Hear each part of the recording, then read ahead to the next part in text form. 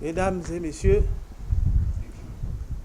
la famille de feu Moussabou Jean-Marie, dont l'aîné est M.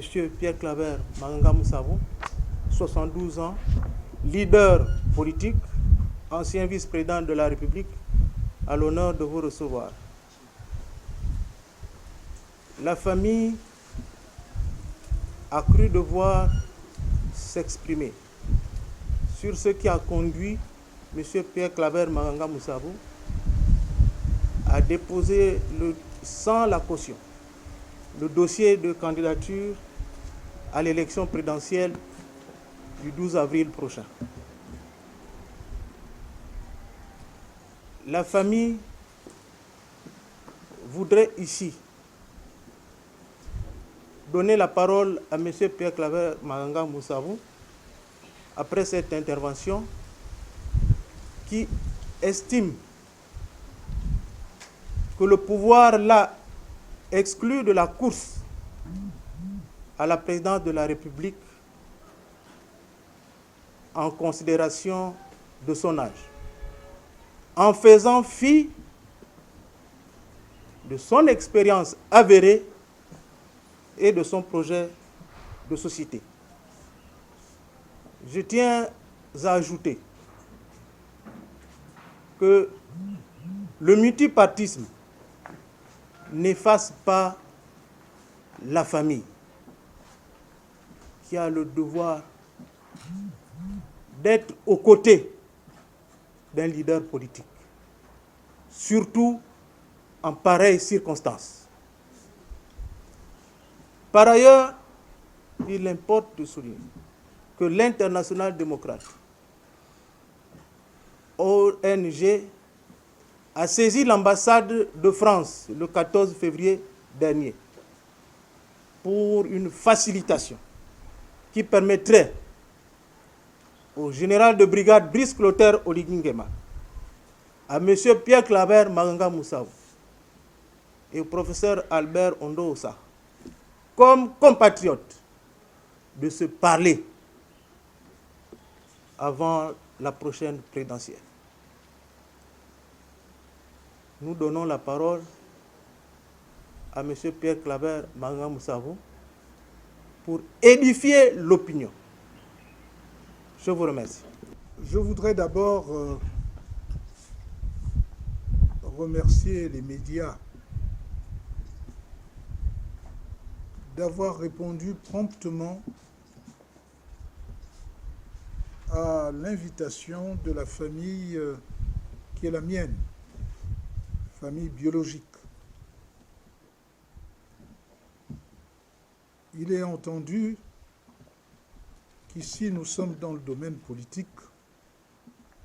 Cependant, il peut se trouver que la famille manifeste un grand intérêt à ce qui se passe autour de l'un des siens. Voyez-vous, j'ai commencé la lutte politique depuis 1987 sur la base de l'ostracisme.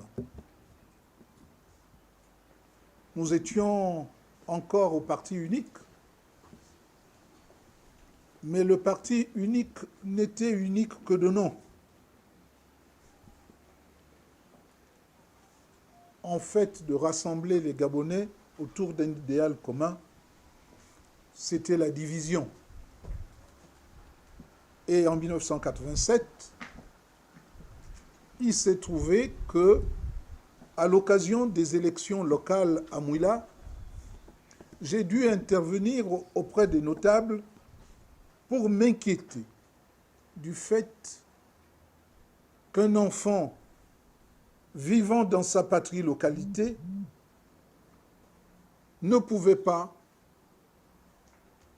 diriger la commune parce que sa mère était d'une autre province. C'était le parti unique. Chacun devait être chez soi, mais il fallait être de père et de mère pour prétendre à être député, pour prétendre à être maire, pour prétendre à être président du conseil départemental. Et même ici à Libreville, on n'a pas encore imaginé que quelqu'un qui n'est pas fan de l'estuaire ou ngomiéné de l'estuaire puisse accéder à la fonction de maire. C'est un recul par rapport à l'idéal commun qui est de former une nation une et indivisible. C'est comme ça que je suis entré par réflexion en politique, parce que, allant à Mouila me plaindre de cet ostracisme vis-à-vis de mon oncle, les notables ont décidé tout simplement que je devais, moi, prendre la tête de la mairie de Mouila, moi qui étais tout jeune contrôleur général d'État, c'est-à-dire j'avais atteint le sommet de l'administration déjà à peine 30 ans.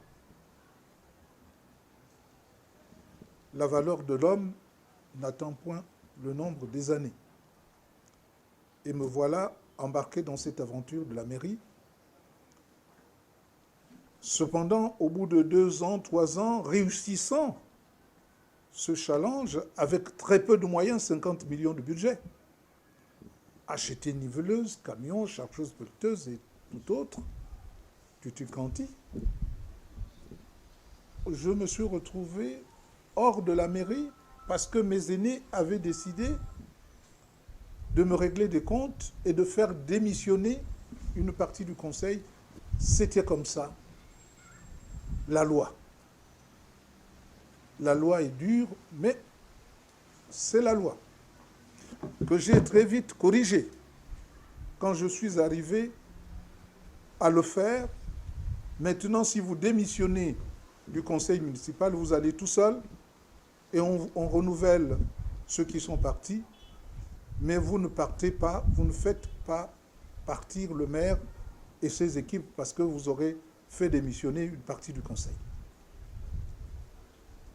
Vous voyez bien que j'entre dans la politique par réflexion, au moment où je m'y attendais le moins, au moment où j'engageais une carrière administrative exceptionnelle, contrôleur général d'État, dans la trentaine. J'arrive à la conférence nationale, c'était comme si elle avait été faite pour moi, puisque c'est moi qui gère en réalité la conférence nationale. Tout jeune que j'étais, c'est moi qui présidais le Rassemblement social-démocrate. Qu'est-ce que je n'ai pas subi comme critique en disant que c'est Malanga Moussavou qui a fait qu'on ne puisse pas aller trop loin. En fait, j'ai tout simplement permis que la conférence aille jusqu'au bout, parce que le président Bongo, encerclé de ses amis qui lui demandaient de ne pas aller à la clôture de la conférence, voulait tout simplement tout faire capoter. J'ai rappelé au président qu'il n'avait pas d'amis et qu'il, s'il voulait que le pays soit calme, la seule solution, c'est d'aller à la clôture de la conférence nationale. C'est ce qui a été fait. Mais le fait de l'avoir dit, je n'ai pas figuré à ce gouvernement.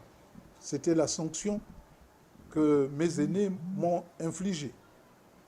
Pour être nommé commissaire général à l'aménagement du territoire, tout en gardant mon parti politique, le fait d'avoir refusé de rentrer au PDG, j'ai encore été sanctionné.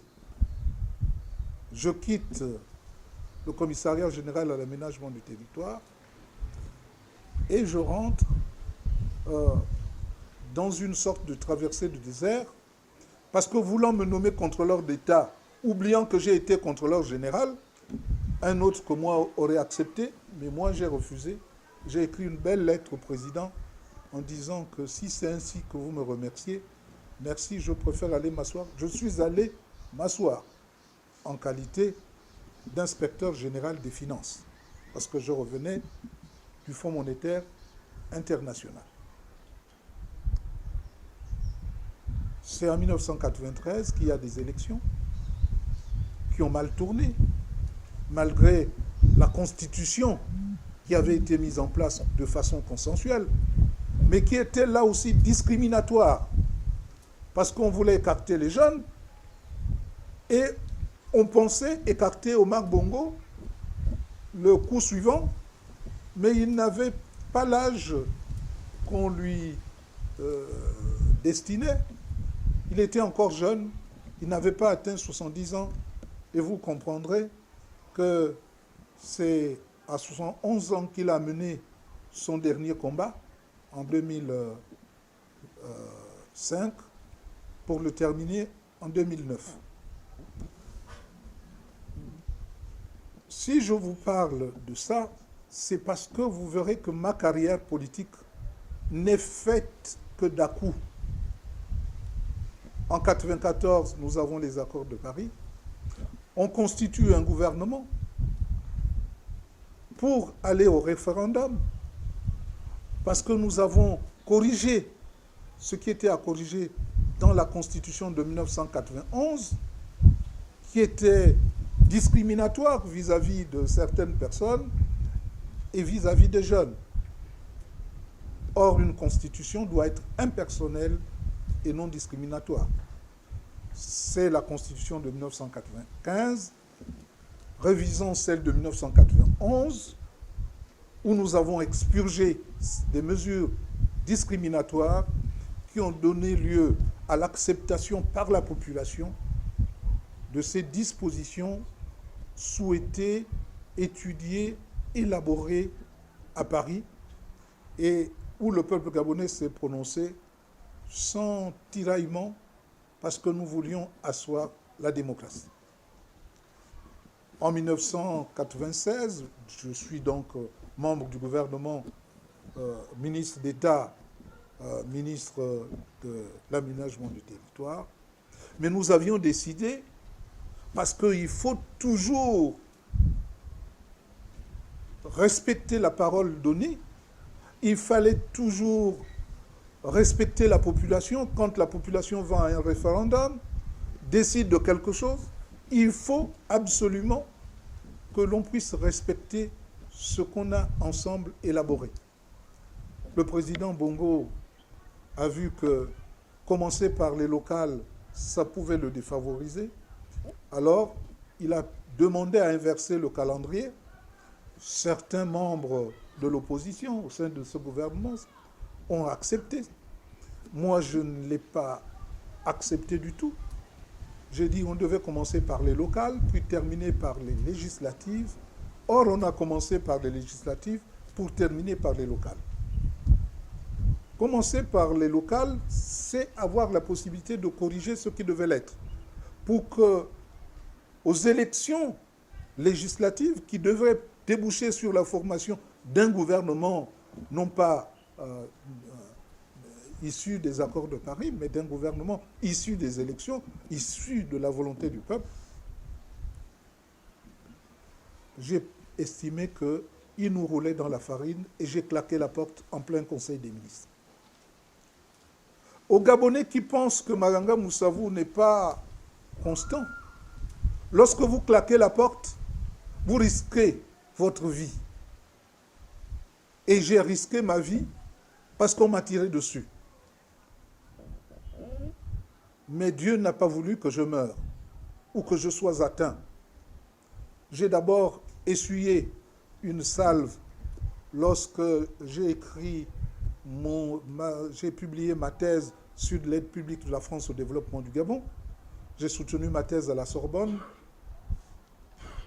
Et en rentrant, on a trouvé que c'était malvenu que travaillant comme conseiller adjoint à la présidence, je puisse publier une telle thèse où je dénonçais la gabegie, la concussion, les dépenses ostentatoires. On m'a tiré dessus. C'est ce qui a fait d'ailleurs que le président Bongo, voyant qu'on ne m'a pas atteint, me renvoie aux États-Unis au Fonds monétaire international, cette fois-ci, non pas comme stagiaire à l'Institut du Fonds monétaire international, mais comme conseiller au bureau de l'administrateur représentant 24 pays africains. Si vous avez quelqu'un qui n'aime pas l'effort, qui n'est pas courageux, parce que nos mamans nous interdisent de lever la tête quand vous revenez de France. La mère dit, trouve du travail et reste tranquille, ne te mêle pas de politique. Donc tu te contentes uniquement d'aller à ton travail. C'est pourquoi beaucoup d'intellectuels ne participent pas à la vie politique. Dès qu'il a son travail, il se contente de cela, en oubliant qu'une mauvaise gestion de l'État peut conduire à la perte de son travail et finalement d'avoir un diplôme sans pouvoir trouver de solution. Lorsque je parle du Gabonais, ça n'est pas insultant, c'est une réalité, parce que j'ai toujours dit que pour que notre pays se développe, il faut un certain nombre de critères que chaque Gabonais doit pouvoir s'approprier. L'effort, le courage, l'esprit d'initiative et l'esprit d'abnégation. Or, le système n'aime pas l'initiative.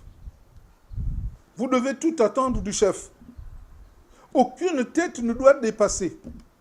C'est le nivellement par le bas. Et tout le monde suit. C'est ce qui se passe aujourd'hui. Vous avez un jeune général de brigade dont le décret est né de la contrefaçon de la signature d'Ali Bongo. Ce n'est pas moi qui l'ai dit, c'est, semble-t-il, Manfumbi, porte-parole du CETERI, que les décrets ont été falsifiés par Sylvia Bongo et son fils. Mais ce sont ces décrets falsifiés qui m'ont fait partir de la vice-présidence. Ce sont ces décrets falsifiés qui ont fait nommer Brice Clotaire Oligui comme commandant en chef de la garde républicaine et ensuite comme général. C'est-à-dire que tout le monde, certains ont été victimes, d'autres bénéficiaires de ces décrets où on falsifiait la signature du chef de l'État. Donc, puisque aucune tête ne doit dépasser, ce qui nous arrive aujourd'hui avec Brice Clotaire Oligui, qui est le summum même de l'anéantissement de l'homme gabonais, où il réussit à faire en sorte que le dialogue, des dialogues que nous avons connus à moult reprises, ne soit pas l'émanation des partis, mais l'émanation de sa personne. C'est lui qui choisit qui doit aller dialoguer. Quelqu'un qui est venu ici hier me disait qu'il y a des filles à Paris qui n'ont jamais compris, rien compris à la politique, qui étaient là, à ce dialogue.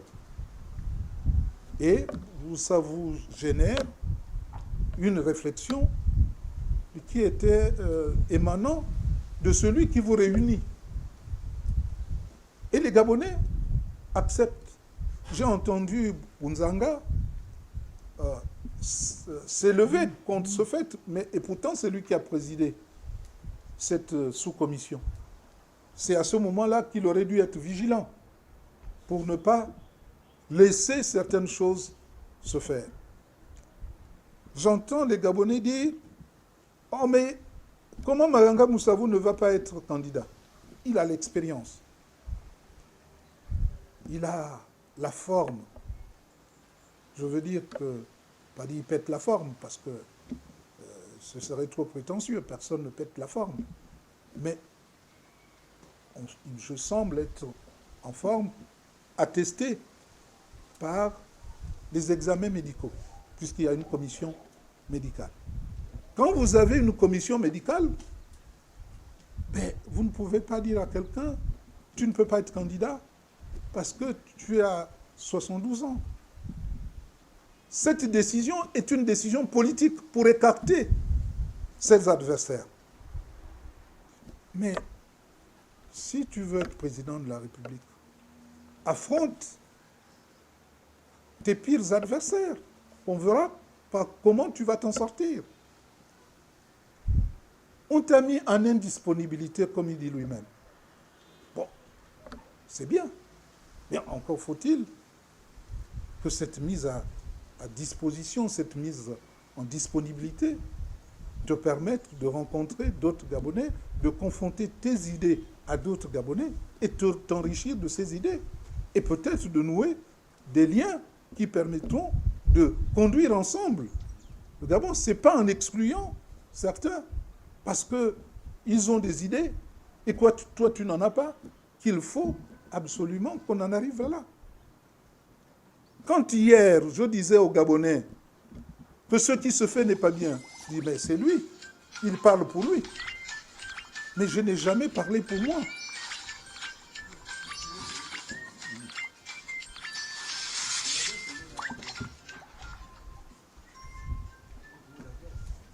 Je n'ai jamais donc parlé pour moi. Je parle pour que nous ayons des institutions fiables.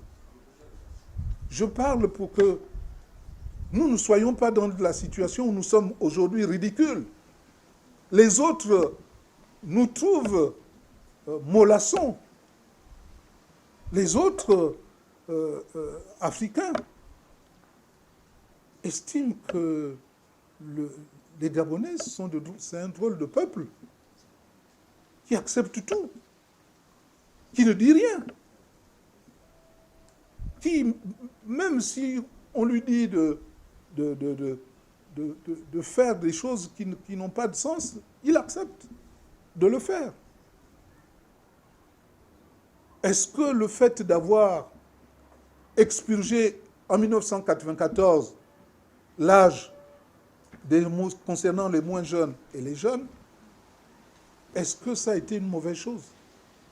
Est-ce que nous avons eu seulement au Gabon un chef d'État grabataire pour dire non, il est tellement âgé qu'on n'en pouvait plus? Et certes, le président Bongo est resté 42 ans au pouvoir parce qu'il était justement au départ très jeune. Quand vous prenez la présidence à un âge donné, donc vous êtes au moins sûr que celui-là ne restera pas longtemps. Les mêmes appels à candidature d'Oligui Nguema, quand il aura fait 14 ans, les mêmes appels vont reprendre pour dire reste toujours au pouvoir. Et la Constitution, elle est faite pour être modifiée par référendum.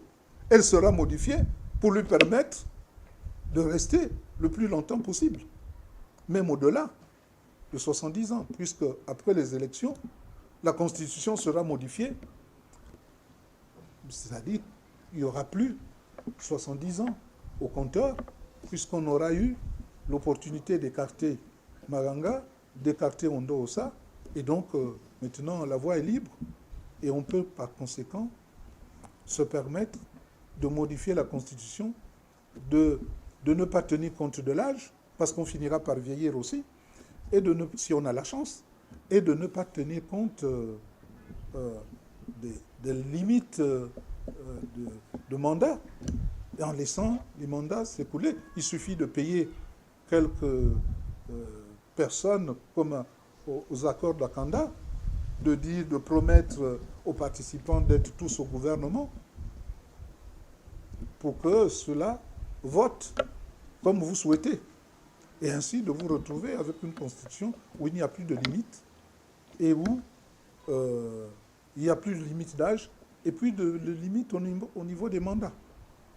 Et les Gabonais sont souvent ballottés comme ça. Et si vous avez quelqu'un qui vous dit « ceci, on l'a déjà vu, ce n'est pas bon », les gens disent « non, il faut laisser faire ». Et aujourd'hui, on se rend bien compte qu'on est dans une situation difficile. Ce que je veux dire, que si j'ai déposé ma candidature, c'est parce que tout simplement, je voulais prouver la stupidité de notre Constitution. On vous dit d'aller faire des examens médicaux. Pourquoi on me demande de faire des examens médicaux? C'est pour voir si vous êtes apte à exercer cette fonction, parce qu'il y a aussi un examen psychologique que vous menez. On voit si vous êtes moralement apte, si vous êtes physiquement apte, et donc, ensuite, on vous déclare apte. On fait des examens sur le sida. Beaucoup ne veulent pas, certains ne veulent pas des examens sur le sida parce qu'ils ont peur qu'on découvre qu'ils ont le sida, mais ce n'est pas grave. On n'est pas obligé de le faire. C'est-à-dire qu'on peut diriger le pays même avec le sida, puisque le sida, il suffit de bien suivre, ça ne tue plus.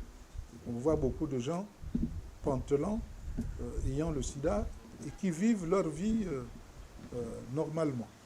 Donc c'est vous dire que si vous avez une commission médicale et vous parlez de l'âge, c'est vraiment contradictoire. Il faut, ou vous parlez de l'âge et il n'y a pas d'examens médicaux, ou vous parlez des examens médicaux et il n'y a pas un problème d'âge. Donc ce faisant, ce qui se passe, ce que je voudrais dire, c'est que nous sommes ici dans le domaine politique. Ce n'est pas du droit. Il y a des exemples de par le monde. Je ne parlerai pas des exemples autour de nous, où nous avons des chefs d'État avec une population beaucoup plus importante que la nôtre et qui tiennent la route et qui ont un certain âge ou un âge certain. Donc, si c'est par la politique qu'on a exclu Maranga Moussavou, c'est par la politique qu'on va intégrer Maranga Moussavou comme candidat à l'élection présidentielle. Je ne ferai pas de recours, parce que le recours auprès de la Cour constitutionnelle est un recours qui va nous amener à nous faire débouter, parce qu'il va s'appesantir sur le droit. Or, en appelant le président de la République à réfléchir, la politique primant le droit, pour ceux qui ne comprennent pas, ils vont dire, oui, la Constitution dit il faut un certain âge.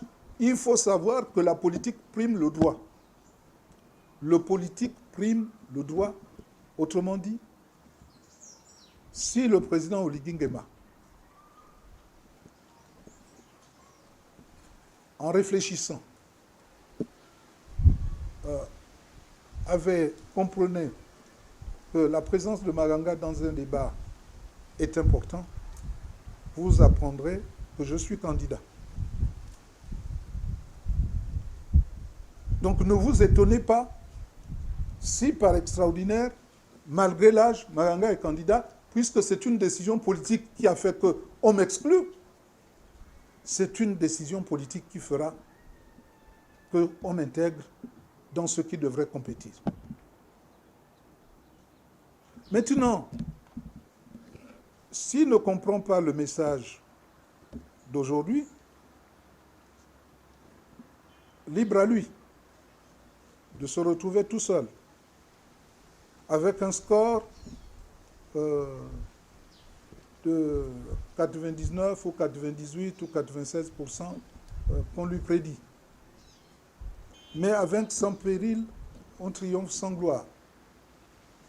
Et avec un taux d'abstention jamais égalé.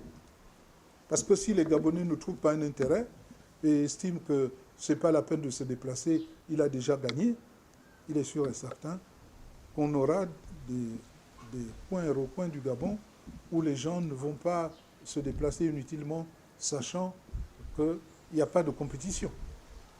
Donc il a intérêt à intégrer Maranga Moussavou. Alors, à l'opposé de mes amis, dont Ondosa, qui a préféré rester en dehors du Gabon en disant qu'il n'y aura pas d'élection, je souhaite, comme lui, qu'il n'y ait pas d'élection. Mais je suis pragmatique. Si demain, on disait que tous ceux qui ont déposé les candidatures peuvent compétir, alors ceux qui n'ont pas posé de candidature ne pourront plus, à ce moment, rallier l'équipe. Si demain, on devait reculer les dates pour des raisons pratiques, parce que les dates choisies vont à l'encontre de l'UNESCO, vont à l'encontre de nos enfants et vont à l'encontre du climat.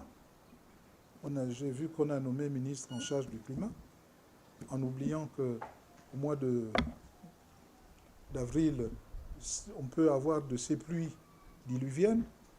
Tout cela peut amener quelqu'un à se dire il vaut mieux qu'on recule les dates. Mais cela n'empêche pas que l'on dépose sa candidature. Donc, tout à l'heure, j'irai au ministère de l'Intérieur prendre les raisons que je connais déjà de ne pas être sur la première liste. Mais je sais que le premier point, c'est l'âge. Je vous ai dit que l'âge étant politique, c'est un obstacle mené pour des raisons politiciennes, et c'est les politiques qui doivent trouver la solution. Moi, je dis tout simplement que je préfère que quelqu'un soit dans la course plutôt que le contraindre à être contre le pouvoir et à prendre des dispositions pour que les choses n'en restent pas là. Moi, je ne suis pas de ceux qui disent « on entendra parler de moi ». Je voudrais qu'on travaille ensemble, ce pays.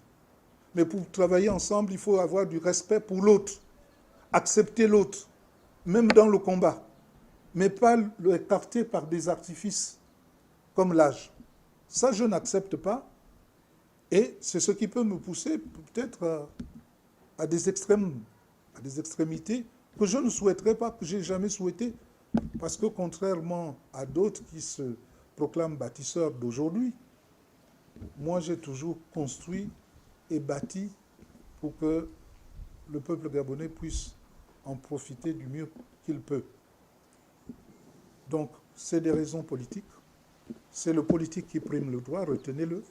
Et donc, c'est le politique qui peut trouver des solutions malgré la Constitution. Je vais aller, je l'espère demain, ou au plus tard mercredi, prendre ma caution pour aller la déposer. Et j'attendrai pour que le vin soit bu jusqu'à la lie. Et ainsi, bien faire comprendre aux gens qu'on m'a exclu, non seulement des élections présidentielles, mais de la politique, et que si je venais à rechercher d'autres solutions, personne dans ce pays ne me dira que je suis allé chercher des solutions extrêmes. Parce que j'ai toujours pensé à la résilience. J'ai toujours pensé à faire en sorte que les Gabonais se parlent.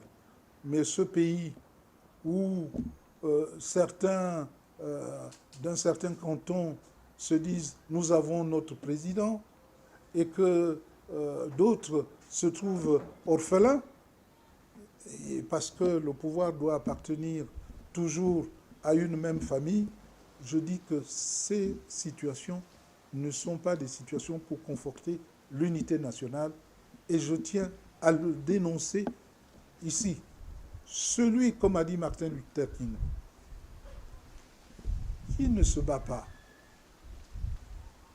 pour la justice, c'est un homme mort. Et il meurt parce qu'il ne se bat pas pour ce qui est vrai, parce qu'il ne se tient pas du côté de ce qui est vrai. Et malheureusement, le Gabon meurt parce que le peuple gabonais ne se bat pas pour la justice, pour la vérité. Et nous sommes dans le faux, et nous devons demeurer dans le faux. Mais dans le faux, on ne va nulle part. Quand j'étais jeune fonctionnaire du ministère de l'économie et des finances, je participais aux travaux pour recevoir le Fonds monétaire international. Mais je voyais les responsables falsifier les chiffres pour que le Fonds monétaire international soit content du Gabon. Mais c'était faux. Puisque 3 mois après, le Fonds monétaire international était obligé de revenir pour se rendre compte qu'on a voulu le tromper. Mais on ne trompe pas le Fonds monétaire international, on se trompe soi-même. Parce qu'on ne peut pas se mentir à soi-même. Et le Gabon préfère le mensonge. J'ai entendu quelqu'un faire le bilan d'Oligui Nguema, bâtisseur, en disant qu'il a tout fait pour racheter, c'est le seul au fait d'armes, hein, qu'il a tout fait pour racheter les actifs d'Assala. Mais grâce à qui? Grâce à Maganga Moussavou. Même si Maganga Moussavou n'était pas à la signature, c'est Maganga Moussavou qui a fait venir Guinvor. Pour que Guinvor nous donne, il voulait nous donner 1,2 milliard d'euros. Ils se sont contentés de 800 millions. Quand ils sont allés en France, où on a dit qu'il a ramené 700 millions d'euros, c'est où? On n'a rien donné. Donc, c'est vous dire que nous voulons participer à l'effort du pays. Mais nous voulons qu'on nous respecte, qu'on respecte tout le monde. Un fils doit respecter ses pères. Et quand vous avez la chance d'avoir un père qui porte beau, qui est en bonne santé, profitez de ce père pour qu'il vous éclaire votre voie future. Donc, c'est ce que je tenais à dire. Nous n'avons pas, ma famille m'a demandé de ne pas donner, verser de caution, parce qu'on attendait la décision sur l'âge. La décision sur l'âge est tombée, mais ils ont ajouté que je n'ai pas versé la caution. C'est-à-dire que si on verse la caution, donc le problème de l'âge ne se posera plus. Donc, nous allons verser la caution et on verra ce qu'on dira de l'âge, puisque c'est politique, et que le politique prime le droit. On verra ce que le politique va dire pour que moi je participe à ces élections. Je ne tiens pas à être écarté du combat pour mon pays. Je ne vis que pour ça, alors que je suis l'un des rares qui aurait pu être paisiblement à son ranch, à se prélasser, à ne même pas s'occuper de ce qui se passe ailleurs que chez lui. Mais je pense que tant que j'ai encore à donner à ce pays, il est de mon devoir d'apporter ma contribution. Je vous remercie.